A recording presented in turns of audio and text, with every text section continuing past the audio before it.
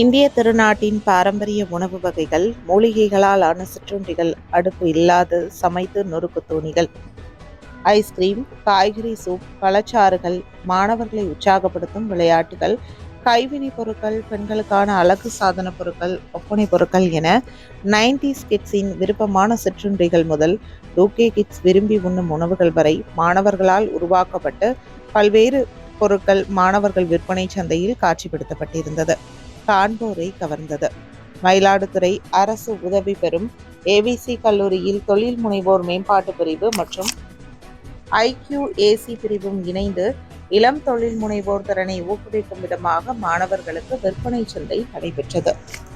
கல்லூரியின் பல்நோக்கு அரங்கில் நடைபெற்ற இந்த நிகழ்வில் 50க்கும் மேற்பட்ட அரங்குகள் அமைக்கப்பட்டிருந்தது.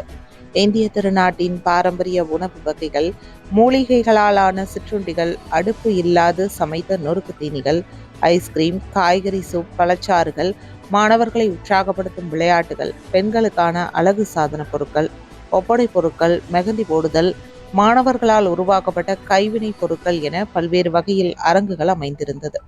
மாணவர்கள் விற்பனை சந்தையை சென்னை உயர்நீதிமன்ற முன்னாள் நீதியரசரும் ஏவிசி கல்லூரி நிறுவனங்களின் நிர்வாக அதிகாரியுமான வெங்கட்ராமன் ரிப்பன் வெட்டி விற்பனை சந்தையை திறந்து வைத்து முதல் விற்பனையை துவங்கி வைத்தார். இதில் கல்லூரியின் முதல்வர் நாகராஜன், தேர்வு நெறியாளர் மேஜர் ரவிச்செல்வம், துணை முதல்வர் மதிவாணன், டீன் முனைவர் மயில்வாகனன், கல்லூரியின் கல்வி ஆலோசகர் முனைவர் மகாலட்சுமி, ஏவிசி பொறியியல் கல்லூரி மற்றும் பாலிடெக்னிக் கல்லூரி இயக்குநர்கள் செந்தில் முருகன் மற்றும் வளவன், பாலிடெக்னிக் கல்லூரி முதல்வர் கண்ணன் மற்றும் பல்துறை தலைவர்கள், பேராசிரியர்கள் மற்றும் தொழில் முனைவோர் மேம்பாட்டு பிரிவு ஒருங்கிணைப்பாளர்கள் மற்றும் மாணவர்கள் அனைவரும் திரளாக கலந்து கொண்டனர்.